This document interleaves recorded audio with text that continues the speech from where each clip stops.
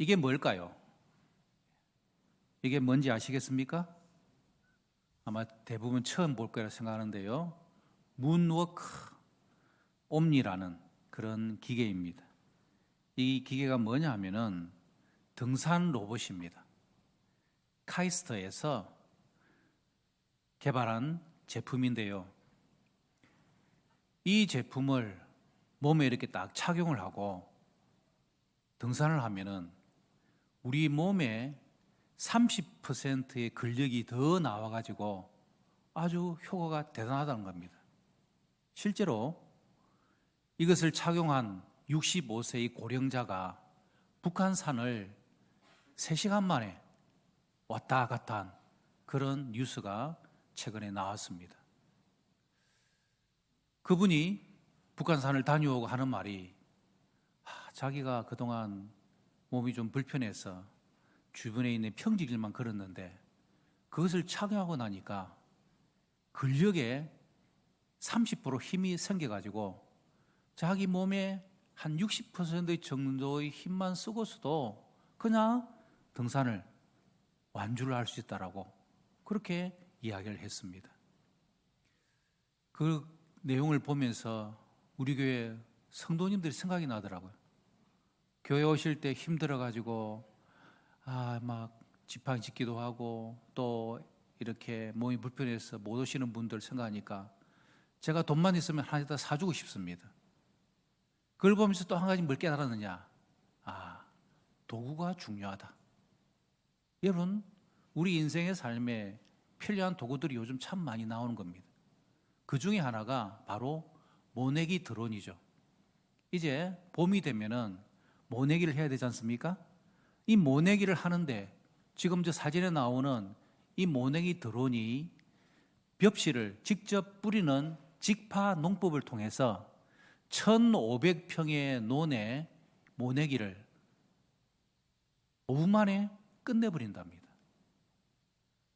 그만큼 이 시대에는 도구가 중요한 시대입니다. 여러분, 우리가 보고 있는 이 스마트폰도 어마어마한 도구이지 않습니까? 이전에 수많은 학자들이 몇십 년에 걸쳐가지고 쌓았던 그 정보가 우리 스마트폰에 있기 때문에 스마트폰만 잘 활용하면 우리의 삶에 여러 가지 필요한 점이 참 많죠. 그런데 더 감사하게도 하나님께서는 우리에게 영적인 도구들을 우리에게 허락해 주셨습니다. 웨스트민스터 대속교리 문답에 보면은 우리에게 주시는 하나님의 은혜의 방편이 있다는 거죠. 그게 은혜의 도구입니다. 그 은혜의 방편에는 말씀과 성례와 기도라고 말씀을 하고 있습니다. 그 가운데 은혜의 방편 첫 번째가 바로 말씀이죠. 그래서 우리는 이 말씀이 우리의 삶 가운데서 한 해의 도구가 되고 우리 인생의 삶의 도구가 되어야 한다는 겁니다. 그런데 안타깝게도 많은 성도들이 말씀을 가지고 있음에도 불구하고 그 말씀을 잘 활용하지 못하고 있는 우리들의 현실입니다. 말씀이 주는 그 풍성함을 우리가 깨닫지 못하고 그냥 그렇게 살아가는 성도들이 얼마나 많습니까? 왜 그럴까요? 왜 하나님께서 우리에게 은혜의 방편으로 말씀을 주시는데 그 도구들을 우리는 잘 활용하지 못해서 그냥 우리의 신앙생활이 지지부진하고 별로 열매가 없는 그런 인생의 삶을 살게 될까요? 우리의 문제가 뭐겠습니까? 그것은 말씀을 우습게 여기기 때문입니다. 너무 말씀이 우리 주위에 흔하게 들리고 우리의 신앙의 선배들은 이 성경책 말씀 그거 하나 구하려고 얼마나 애를 썼는지 모릅니다. 하지만 우리는 오늘 이 시대에 스마트폰에도 말씀이 들어있고 성경책도 집에 여러 권 가지고 있고 방송만 틀면은 라디오만 틀면은 유튜브만 틀면은 설교 말씀이 번물처럼 쏟아지니까 그 말씀이 별로 우리의 삶 가운데서 큰 영향을 끼치지 못하는 말씀이 하찮게 여겨지고 있는 시대의 삶을 우리가 사는 것이 문제라는 거죠. 또 하나의 문제는 내가 말씀을 나의 인생의 도구로 활용하여 살아본 경험이 없기 때문입니다. 말씀은 그저 예배 시간 가운데 듣는 것이고 내 인생의 삶은 my way, 나의 길대로 내 생각과 내 경험과 내 주관대로 내 인생을 살아가니까 말씀의 능력이 우리 가운데서 경험되어지 못하는 우리의 인생의 삶을 살아가는 것입니다. 성도 여러분, 여러분들의 삶은 어떠십니까? 말씀이 여러분의 삶에 지침이 되고 도구가 되고 방편이 되고 등잔불이 되고 가이드가 되어서 여러분의 인생의 삶을 이끌어가고 계십니까? 아니면은 그저 예배 시간에 설교 한번 듣고 그래 참 오늘 말씀은 그래도 들을 만한 게 있어서 여러분 그것으로 끝나버린다면은 하나님께서 우리에게 주신 이 풍성한 영적인 도구들을 우리는 활용하지 못하고 여러분 그렇잖아요? 스마트폰에 있는 그 무지무지한 기능과 그것들을 우리는 활용을 5%, 10% 정도 할까요? 그저 전화 오면 전화 받고 전화 걸고 그 정도에서 끝나버리면 하나님께서 우리에게 주신 이 풍성한 것들을 우리는 누리지 못하고 그냥 살아가는 안타까움이 있다는 것입니다. 여러분 이 안타까움이 우리 마음속에 일어나야 됩니다. 왜 하나님께서 나에게 주신 이 풍성함의 능력인 복음의 비밀인 이 능력의 말씀이 나의 삶을 통하여서는 열매로 나타나지 못할까? 여러분 그 문제에 대해서 심각하게 고민을 하고 오늘 이 예배 드리면서 우리는 결단해야 된다는 것입니다. 바라기는 우리 온 교회와 성도들이 말씀이 도구되는 인생이 되어서 여러분의 삶에 풍성한 하나님의 열매가 넘쳐나시기를 주님 이름으로 축복합니다. 말씀이 도구되는 인생의 삶을 살지 못하면 어떻게 될까요? 첫 번째, 따라해 봅시다. 쭉정이 삶을 산다. 쭉정이 뭡니까? 알맹이가 없는 껍데기의 인생의 삶. 그게 바로 쭉정이의 삶인 것이죠. 여러분 쭉정이 시편 1편에서 그것을 우리에게 아주 정확하게 잘 말씀하고 있습니다. 복 있는 사람은 날마다 말씀을 율법을 주야로 묵상하고 말씀과 함께하는 사람입니다. 그러나 악인은 그렇지 않으며 오직 바람에 나오는 묘와 같다고요? 겨와 같도다. 겨, 껍데기입니다. 사진 하나 봅시다. 지금요 이 알갱이 있는 벽실을 이렇게 바람이 확 날리면은 알고 그 밑으로 두둑 떨어지지만 그냥 껍데기 그것은 겨는 날아가 버리는 것입니다.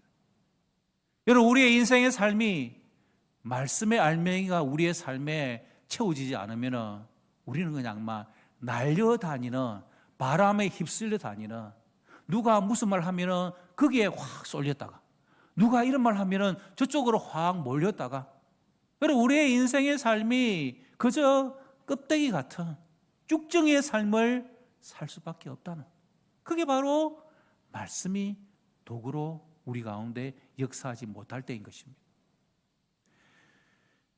잠언 29장 18절 말씀을 읽어보십시다. 시작. 묵시가 없으면 백성이 방자히 행하니와 율법을 지키는 자는 복이 있느니라. 아멘. 묵시, 이게 바로 말씀입니다. 말씀이 없으면 백성들이 방자히 행한다고요.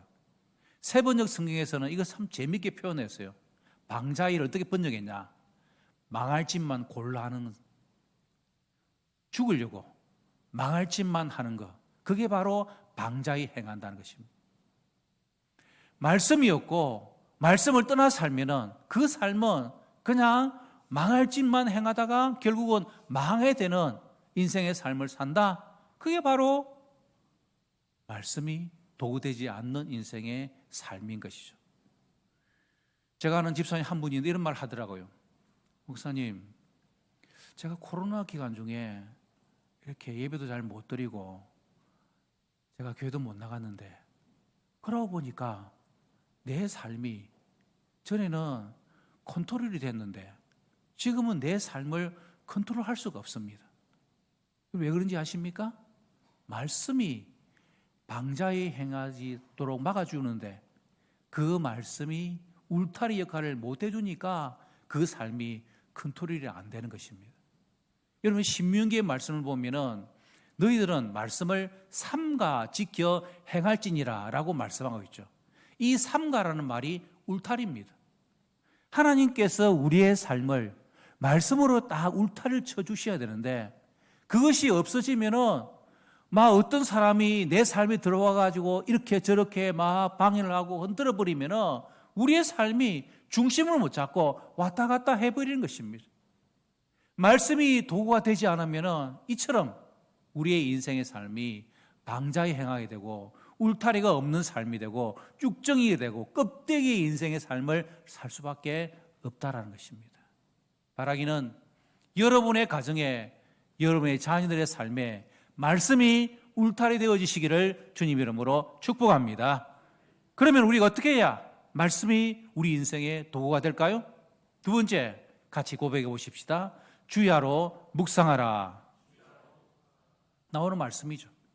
말씀을 늘 가까이 하고 말씀을 우리가 즐거워하고 말씀과 더불어 사는 것, 그것이 우리에게 주는 하나님의 명령입니다. 여러분이 주야로 묵상하라는 이 말씀을 오늘 본문 119편 97절에서는 이렇게 말씀하고 있습니다. 같이 읽어볼까요? 내가 주의 법을 어찌 그리 사랑하는지요 내가 그것을 종일 작은 소리로 읊조리나이다. 아멘. 읊조리다. 이것을 유대인들은 하가다라고 표현을 하는데 작은 소리로 그 말씀들의 음과 내용들을 음미하면서 계속해서 낮은 소리로 그것을 소리내어 읽는 걸, 그걸 읊조리다라는 것입니다. 이 읊조리다는 말을 좀 더 다른 말 표현하면은 묵상입니다. 왜 종일 작은 소리로 이 말씀을 읊조릴까요? 말씀을 묵상하려고.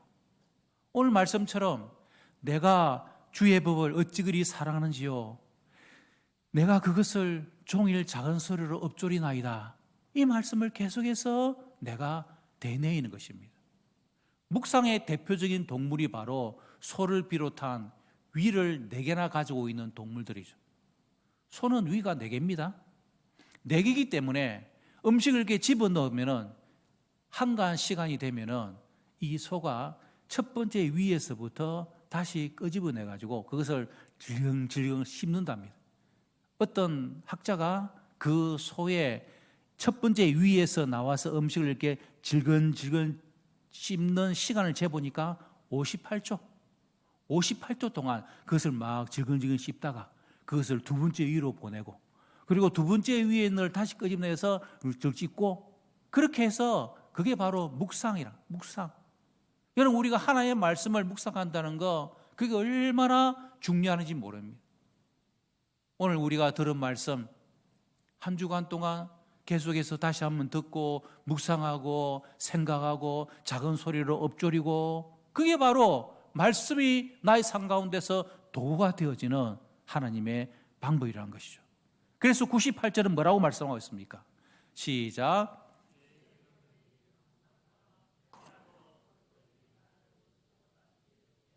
아멘. 이게 말씀의 능력입니다. 우리가 말씀을 묵상하고 계속해서 읊조리고 하면은 원수보다 더 지롭게 해주시는 그런 능력이 나타나는 것입니다. 왜 그럴까요? 하나님은 말씀하시는 하나님이기 때문입니다. 말씀으로 천지를 창조하셨고요. 말씀이 육신이 되어 우리 가운데 거하심의 성자 예수 그리스도시고 성령 하나님께서는 말씀을 듣는 가운데 우리에게 깨달음을 허락해 주심으로 말미암아 성삼위 하나님은 말씀의 역사 가운데 임재하시는 겁니다. 그래서 우리는 말씀을 통하여서 하나님의 살아계심을 체험하고 살아가는 것입니다.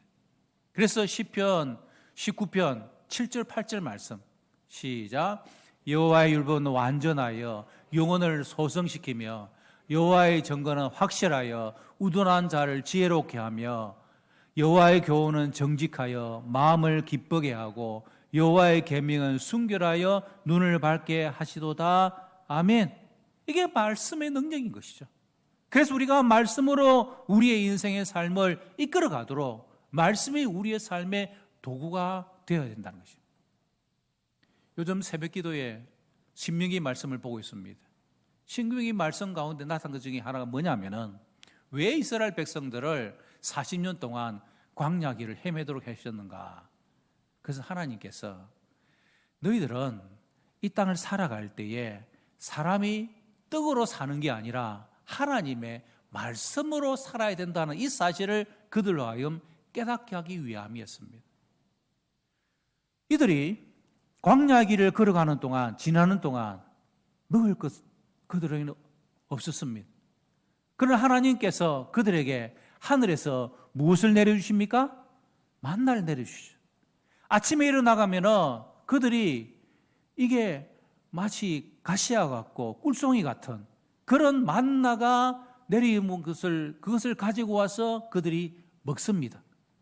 그래서 그들이 나가서 그것을 구함으로 말미암아 사람은 광야길을 걸어가는 동안 떡으로 사는 것이 아니라 하늘로부터 내려온 만나, 하나님의 말씀으로 살아가는 것이다. 그 사실을 그들은 깨닫고 이 광야의 길을 지내온 것이죠.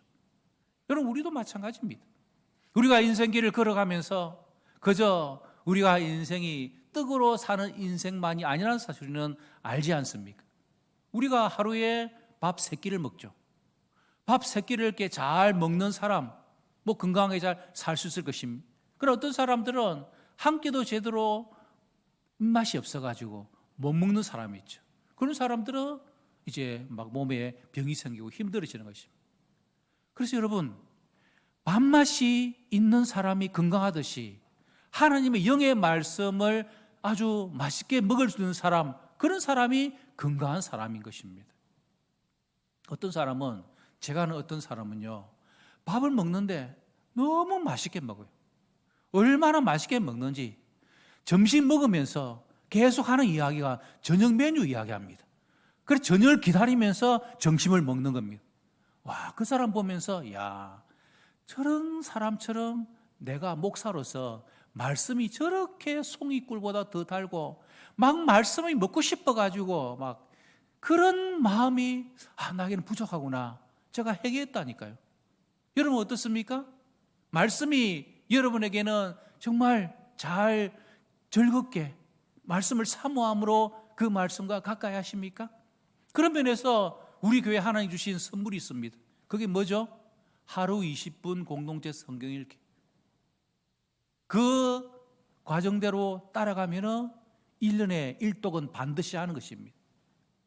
지금 출애굽기 말씀을 읽어가고 있잖아요. 여러분 하루에 2-3장 말씀, 그 말씀 20분만 하루에 드리면 그 내용을 우리가 다 읽고 또 내 마음속에 남을 수 있습니다. 그러면 좀 더 구체적으로 여러분들에게 적용점으로 말씀드리고 싶은 것은 한 줄 묵상을 반드시 하라는 것입니다. 그게 바로 작은 소리로 엎조리는 것입니다. 예를 들어서 오늘 출애굽기 1장에서 3장을 읽었다 그러면은 그 3장의 내용을 우리가 눈으로 보고 하면서 내 마음에 와닿는 구절, 그것을 읽기 완료 여러분의 단톡방에 올리고요. 그리고 그것을 가능하다면은 메모지에다 적어서 눈에 보이는 대로 책상 앞에, 부엌 앞에, 차에 두고 다니면서 하루 종일 그 말씀을 작은 소리로 엎조리는 것입니다. 그게 바로 묵상이요.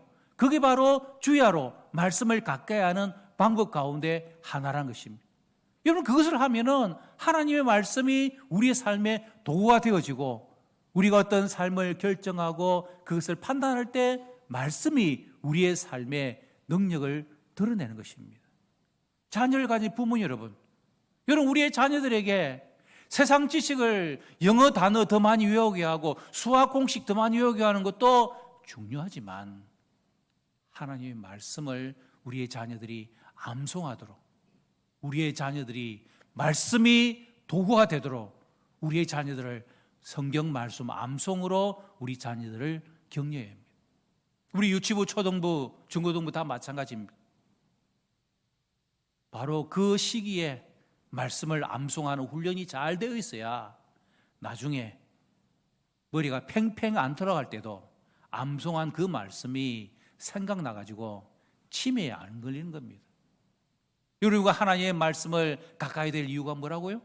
말씀이 우리의 삶의 영적인 도구가 되고, 말씀이 우리의 인생의 삶의 길이요 진리요 생명을 깨닫고, 하나님의 말씀의 그 풍성함을 우리가 깨달아서 말씀으로 승리하는 저와 여러분의 성도들, 여러분의 가정, 우리 교회 되시기를 주님의 이름으로 축복합니다.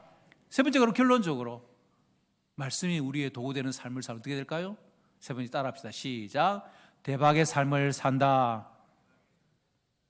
대박이 뭡니까? 기대하지 못한 큰 복, 우리는 대박이라고 하잖아요. 하나님께서 이런 복을 우리에게 베풀어 주시는 것입니다. 99절 말씀, 시편 119편 읽어볼까요? 시작. 내가 주의 증거들 늘 읊조림으로 서성보다 낫다. 이것을 한자성으로 청출어람이라 하는 것입니다. 청출, 파란색을 추출했는데 어람, 쪽불에서 나왔다. 쪽불에서 파란색을 이렇게 내었는데 그 파란색이 쪽불의 파란색보다 훨씬 더 낫더라. 이게 바로 청출어람인 것입니다. 제자가 스승보다 더 훨씬 나은 일들이 일어나게 되는 거죠. 왜 그럴까요? 말씀 때문입니다. 말씀이 제자들에게, 자녀들에게 임하면요, 우리 자녀들이 부모보다, 그리고 우리 스승보다 더 나아지는 역사가 있게 된다는 거죠. 출애굽기 20장 6절의 말씀, 시작.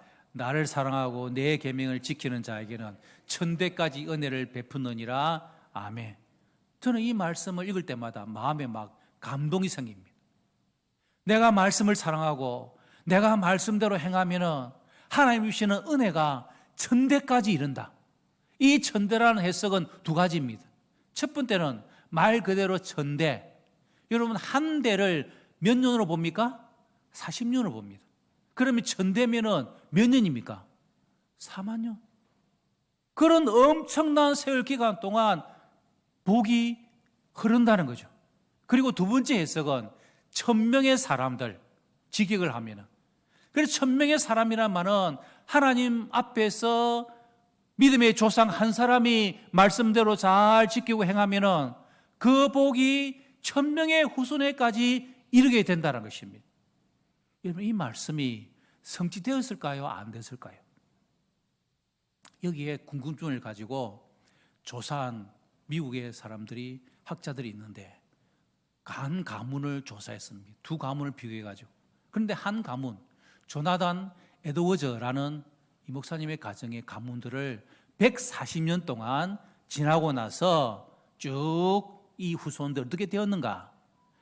1390명의 후손들 가운데서 그 1390명 대부분이 미국 사회를 움직이는 지도자들이어서 신앙의 명문가로서 놀라운 영향을 끼쳤다는 것입니다.